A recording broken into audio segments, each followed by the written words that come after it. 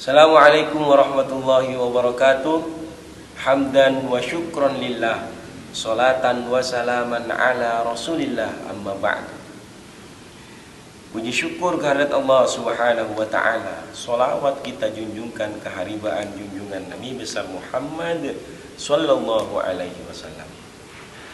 Anak-anakku, siswa-siswi SD ITI Al-Abrar yang semuanya semoga sehat walafiat dan dimuliakan oleh Allah Subhanahu wa taala.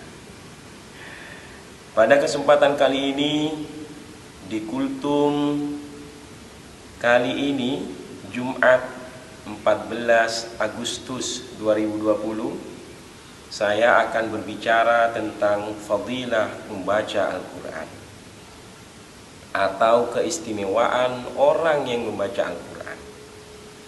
Anak-anakku yang dimuliakan oleh Allah Subhanahu wa taala, kata Nabi, salah satu keistimewaan orang yang membaca Al-Qur'an adalah hatinya bersih. Nabi umpamakan orang yang membaca Al-Qur'an seperti cermin.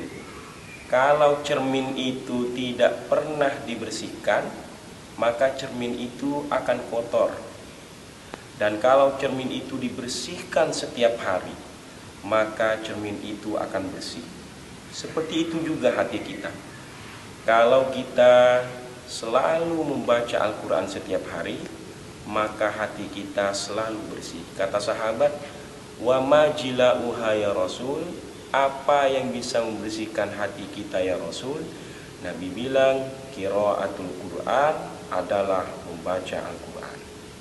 Yang kedua, salah satu keistimewaan kita membaca Al-Quran, anak-anakku, yaitu Nabi pernah ngumpul dengan para sahabat. Kemudian Nabi bertanya kepada para sahabat, man kana yarju liqa Allahi, barang siapa yang ingin berjumpa dengan Allah Subhanahu wa taala, falyukrim ahlallahi, maka hendaknya dia memuliakan keluarganya Allah Subhanahu wa taala.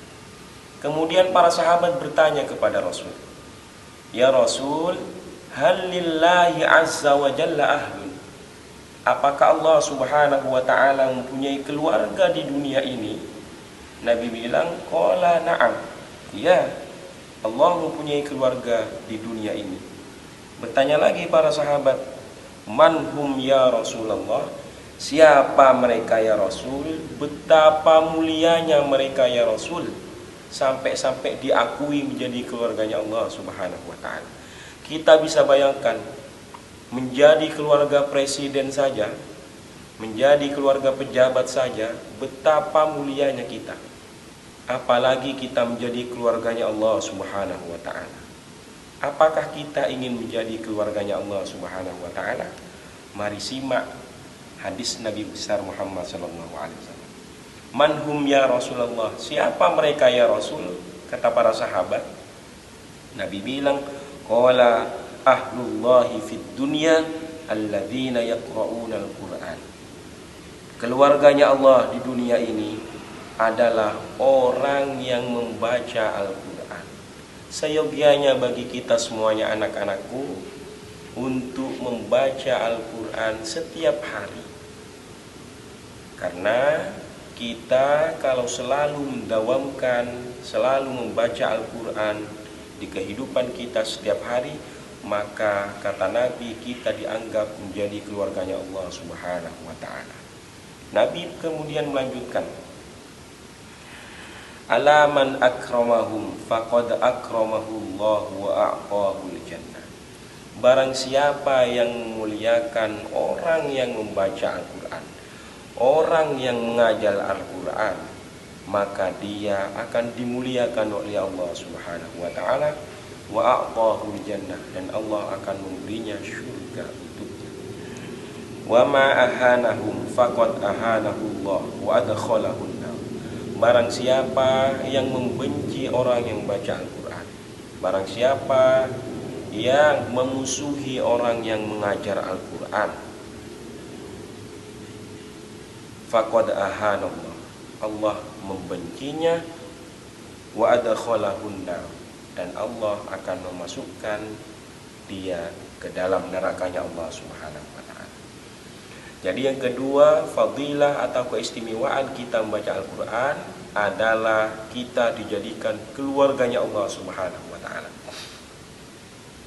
Yang ketiga, Nabi juga pernah bilang, khairukum man ta'allamal Qur'ana wa 'allamahu.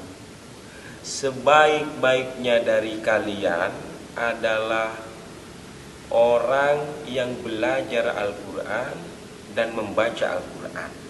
Jadi orang yang membaca Al-Qur'an paling baik di antara manusia. Kemudian dikuatkan oleh hadis Nabi besar Muhammad sallallahu alaihi wasallam. Qala Rasulullah sallallahu alaihi wasallam, afdalu ibadati ummati tilawatul Qur'an. Ibadah yang paling baik di sisi Allah Subhanahu wa taala adalah membaca Al-Qur'an. Pahala orang yang membaca Al-Qur'an satu huruf saja itu dibalas dengan 10 kebaikan oleh Allah Subhanahu wa taala. La aqulu alif lam mim harfun. Saya tidak bilang alif lam mim itu satu huruf, bal alifun harfun wa mimun harfun wa lamun harfun wa mimun harfun. Alif satu huruf, lam satu huruf, kemudian mim satu huruf. Jadi kita membaca alif lam